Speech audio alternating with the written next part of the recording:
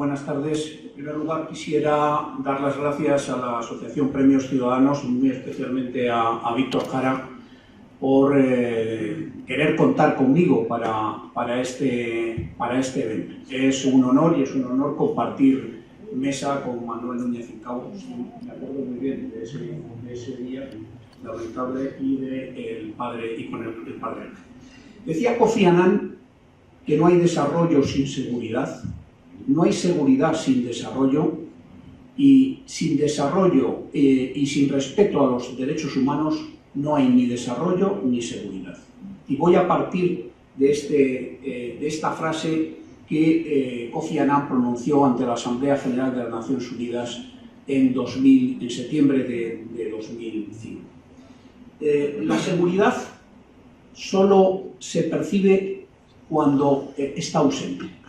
Hoy todos tenemos la sensación de que si vamos a apretar un interruptor se va a encender la luz, si abrimos un grifo va a salir agua, si tenemos un malestar vamos a ir al médico, al hospital y nos van a atender. Cuando eso no existe es cuando uno tiene la percepción y cuando valora la seguridad, cuando no está ausente. Es como la salud. La damos por supuesta y no la valoramos hasta que no la tenemos. Para España, estos 30 años de pertenencia a la Unión Europea ha sido un reforzamiento de la seguridad tal en un concepto de seguridad ampliada que yo les voy a describir a continuación. Un concepto de seguridad que ha venido de la mano de un periodo posterior a la Guerra Fría. Con el final de la Guerra Fría ha nacido, de la mano también de las nuevas tecnologías de la información y la comunicación, la globalización. Y la globalización es un fenómeno ni bueno ni malo, es un fenómeno acelerador de acontecimientos. Es bueno en la medida que sepamos aprovechar los beneficios que nos aporta, y es malo en la medida que la globalización a veces produce mayores desequilibrios de los existentes antes de que se desencadenara esa globalización. ¿Cuál es el concepto de seguridad que manejamos hoy? Por ponerle un apellido, porque a la seguridad hoy hay que ponerle apellidos, yo citaría la seguridad humana. Hay muchos tipos de seguridad, pero yo hablaría de seguridad humana, que es un concepto que se acuñó en el Informe de Desarrollo Humano en 1994, también en la Asamblea General de Naciones Unidas en septiembre de 1994. Y se acuña este concepto, aparece este concepto por una razón. En 1994 se produce una matanza en Ruanda, Burundi, de Hutus a manos de los Tutsis. 800.000 muertos se calcula que murieron en esa matanza, a golpes de machete. Calentado el ambiente por una emisora de radio donde culpaba a los Hutus de todos los males del país. Prácticamente todos los que no lograron salir del país fueron masacrados. Hay una película que se llama Hotel Ruanda, que lo describe bastante bien lo que ocurrió allí. ¿Qué hizo la comunidad internacional para evitar la muerte de 800.000 personas? Absolutamente nada. Por eso en septiembre, cuando se hace balance de cómo han ido las cosas en las relaciones internacionales, aparece este concepto de seguridad humana. Y aparece el concepto de seguridad humana porque la Carta de las Naciones Unidas no permite o no permitía entrar en temas de soberanía nacional. Los problemas de soberanía nacional, si no recuerdo mal, es el artículo 1 o 2 de la Carta de las Naciones Unidas, son problemas internos de cada país. La Carta de las Naciones Unidas, que se firma, como ustedes saben, en San Francisco en 1945, se hace para evitar la Tercera Guerra Mundial. Se hace para evitar que los países resuelvan sus conflictos con la violencia. Solo autoriza la violencia en el artículo 51 como acto de defensa propia. Cuando a uno es atacado, tiene derecho a defenderse individual o colectivamente, pero nunca para resolver un conflicto entre vecinos o no vecinos se puede utilizar la violencia. Pues bien, a partir de ese concepto de seguridad humana, que es muy amplio, vamos a entrar en un mundo, si se quiere, más humano. ¿Qué abarca el concepto de seguridad humana? El concepto de seguridad humana abarca la seguridad económica, esto de lo que ahora sabemos mucho. El concepto de seguridad alimentaria, esto todavía no sabemos mucho. Lamentablemente sigue habiendo pandemias. Países como Níger, con $480 de renta per cápita, como Mali, $687 de renta per cápita, cuando alguien o algo sube el precio de los 4 o 5 cereales con los que se alimenta, que son la alimentación básica de la mayor parte de la humanidad, cuando suben un 10%, las hambrunas aparecen. Y hoy hay países que hacen acopio de tierras y que controlan, parcialmente, pero controlan los precios de esos cereales. Hablamos también de las pandemias, de la salud. Y aquí todos ahora nos podemos acordar del ébola. Y podemos recordar cómo nuestra burbuja a veces nos hace nos desenfoca el problema. Aquí en España se generó un problema tremendo porque desgraciadamente un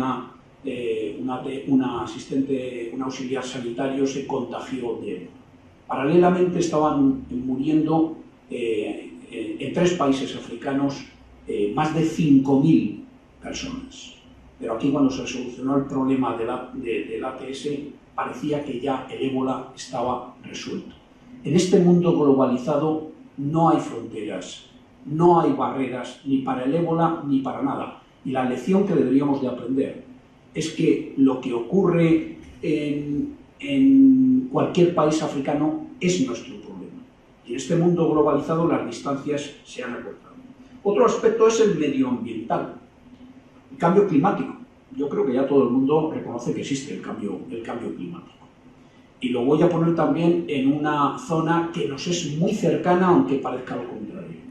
Norte de Mali, Azawad, o para el gobierno de Mali, la región del norte. La ciudad de Tombuctú era la puerta de entrada desde el sur al desierto, al Sáhara. Hoy Tombuctú está dentro del Sáhara, está dentro del desierto.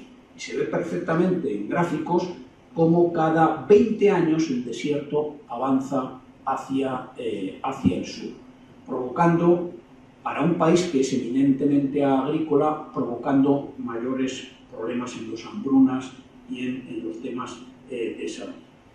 También la seguridad personal, eso que pasó en Ruanda, Burundi, la seguridad de las personas. Hasta este concepto de seguridad humana, la seguridad era de los países, que nadie atacara a otro país. Pero ¿qué pasaba si había genocidios? Pues no estaba claro, no hay ninguna organización que esté preparada para atender eso. Hoy, en Naciones Unidas, está aprobado desde 2007 un nuevo concepto que se llama responsabilidad de proteger, que autoriza a la comunidad internacional, si el Consejo de Seguridad lo autoriza, a entrar en la casa del vecino, a saltarse esa valla que es la soberanía nacional, cuando las autoridades de ese país, que tienen como primera obligación proteger a sus ciudadanos, son los causantes del genocidio. Es decir, que hoy podríamos resolver legalmente, evitar una matanza como la de Ruanda. Y para terminar, la seguridad política, que el sistema que se han dado los ciudadanos nadie lo pueda violentar, y el de la seguridad de las comunidades, de las minorías. Eso es hoy el concepto de seguridad humana. ¿Qué ha aportado la Unión Europea en materia de seguridad y cuál es el camino para recorrer? Manuel Núñez de Cabo me miraba cuando decía que en esto no hemos avanzado. Sí hemos avanzado mucho, pero nos queda nos queda muchísimo por avanzar. La Unión Europea ha desarrollado ya 29 operaciones de paz. 29.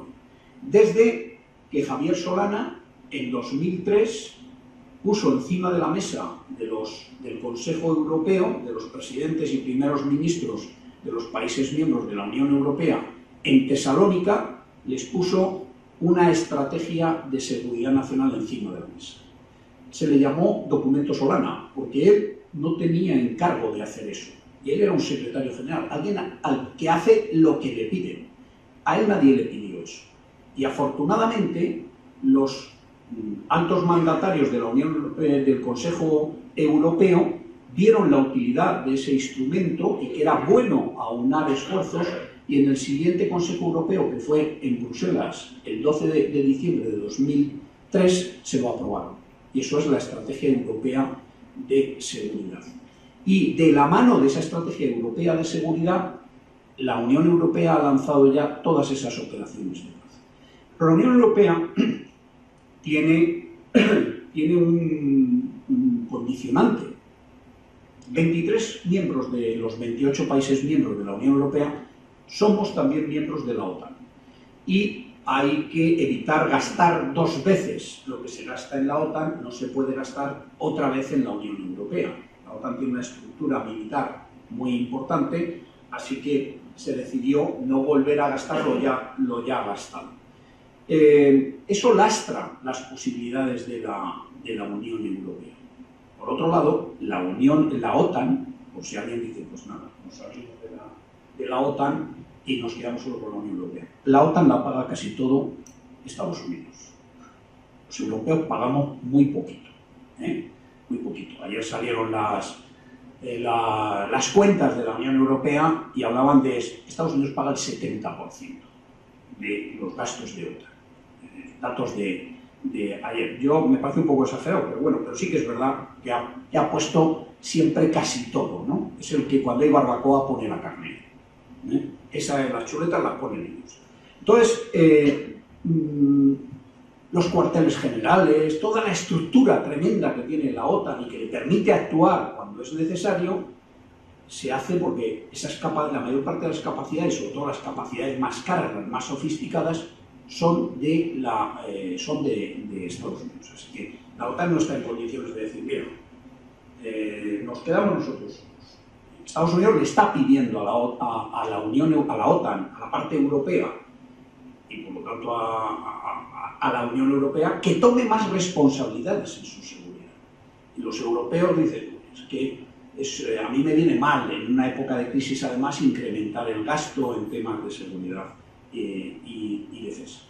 Javier Solana tuvo otro acierto. Vale, no podemos crear una estructura duplicada militar, pero creémosla de capacidades civiles. Y la Unión Europea tiene una cosa fantástica, que no se ha desarrollado todavía lo suficiente, que son capacidades civiles. Y de esas 29 operaciones de paz que ha desarrollado, 20 son civiles, con capacidades civiles. A veces dirigidas por un general. Pero bueno, esto es también porque los generales, los militares, están siempre disponibles, es decir, van donde les mandan. Y a veces no siempre puedes encontrar un civil disponible a ir pero van como civiles, y son operaciones civiles de reforma sector seguridad o de lo que sea. Ahora mismo hay una en Níger, otra en Mali, en África en este momento la Unión Europea tiene 9 operaciones de paz. ¿Militares cuántas? Militares 8 ha llevado a cabo y una cívico-militar en Sudán. Entonces la Unión Europea, oye, en estos años hemos trabajado, sobre todo en el periodo desde luego que Javier Solana fue secretario general, Mr. PEX, ahí hubo muchísimas operaciones de paz y ahora también hay. Y dentro de esas operaciones de paz, África figura en un lugar preeminente. El país más implicado en las operaciones de paz en África es Francia, por capacidad y porque tiene responsabilidades. Y el segundo país de los 28 países miembros que más implicado está en África es España. Y España está desarrollando una labor en operaciones de paz de la Unión Europea, España está en todas, y además dirige, por ejemplo, EUTM Mali, lo dirige un general español, y en Ulicoro, al norte de Bamako, formando batallones del ejército maliense para que sean ellos autónomos, los que sean capaces. ¿Qué más nos aporta la Unión Europea? Voy a ir terminando. Nos aporta varias cosas. Primero, una cláusula de solidaridad. ¿Qué es la cláusula de solidaridad? La cláusula de solidaridad que está en el Tratado de Funcionamiento de la Unión dice que si un país sufre una catástrofe, un atentado terrorista, una catástrofe natural o provocada, los demás países miembros deberán ayudarle, con todos los medios a su alcance, incluidos los medios militares. Eso hace que ante una catástrofe natural o no natural o provocada, estemos todos los 28 países miembros en condiciones de decirle: me he comprometido contigo, dime qué puedo hacer por ti. Esto es algo importante, es importante. Es seguridad. Es seguridad, si se quiere, es de cuando estaban los tres pilares, era el pilar de interior, por decirlo de alguna manera. Esto no está pensado para temas, aunque dice, incluso con todos los medios militares, pero vamos, en principio es para casos de catástrofes, emergencias, atentados terroristas, etc. Tiene también otra cláusula, la de asistencia mutua. Esto es como el artículo 5 del Tratado de Washington.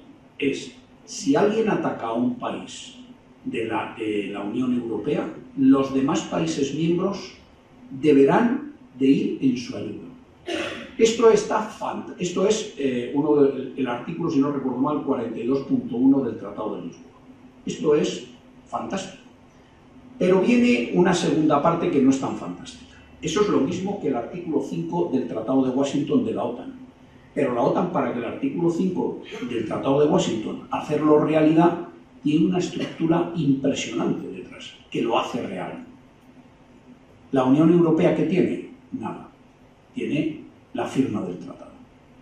No tiene nada. Entre otras cosas, porque está condicionada por ya gastamos en el otro sitio y, lo hace menos creíble. Tiene también otra cosa, una forma de avanzar hacia el futuro, que todavía no se ha puesto en marcha, desde Lisboa, que se aprobó en 2010. En 2010 lo ratificamos todos los países miembros, que es la cooperación estructurada permanente. Somos 28 países con sensibilidades muy diferentes. Ahora se va a revisar toda la estrategia europea de seguridad de la mano de la señora Federica Mogherini. Preveemos que no va a ser fácil. ¿Por qué no va a ser fácil revisar una estrategia de seguridad nacional? Porque los países nórdicos tienen una sensibilidad, y si uno habla con Estonia, Letonia, Lituania, ellos te dicen que la amenaza la tienen en su espalda. Y tú le dices, no, hombre, la amenaza no es esa, la amenaza está aquí en el sur, que es terrorismo, conflictos como el de Libia, crimen organizado, narcotráfico, por ahí entra ahora muchísima cocaína, inmigración irregular masiva, etc. Eso es poca cosa al lado de lo que tengo yo. Y claro, poner de acuerdo esas visiones no va a ser fácil, y más dónde se va a volcar el esfuerzo de esta organización. Dice el artículo 11 del Tratado de Lisboa que hay que definir los intereses europeos, y lo tiene que hacer el Consejo Europeo. Eso no va a ser fácil. Pero aquí es donde viene la grandeza de la Unión Europea. La Unión Europea, que va pasito a pasito y que de pronto da auténticas zancadas y la hace avanzar enormemente, necesitamos líderes con grandeza de miras, que se apoyen en valores. Y basándonos en valores llegamos más lejos que basándonos en los intereses particulares de cada uno de los 28 países miembros, y más cuando estamos en situaciones de crisis. Y si miramos valores, veríamos una cosa, y ya termino con esto. Hay al sur un estrecho que se llama Gibraltar. Tiene 14 kilómetros de distancia. En 14 kilómetros de distancia, la orilla norte, España, tiene más o menos 30.000 dólares de renta per cápita. Al sur, Marruecos, tiene 3.000 y pico dólares de renta per cápita. O sea, en 14 kilómetros de distancia hay 10 veces, casi 10 veces diferencia de renta per cápita. No hay en todo el mundo, excepto en un sitio que es el paralelo 38 entre las dos Coreas, en tan poca distancia, tanta diferencia de nivel de vida. Pero esto no es lo peor. Lo peor es que si bajamos un poco más abajo, al Sahel, que en este mundo globalizado se van achicando las distancias, si bajamos al Sahel, la renta per cápita de Mali, ya lo he dicho antes, son 487 dólares. Y la de Níger, 440, me parece recordar que es.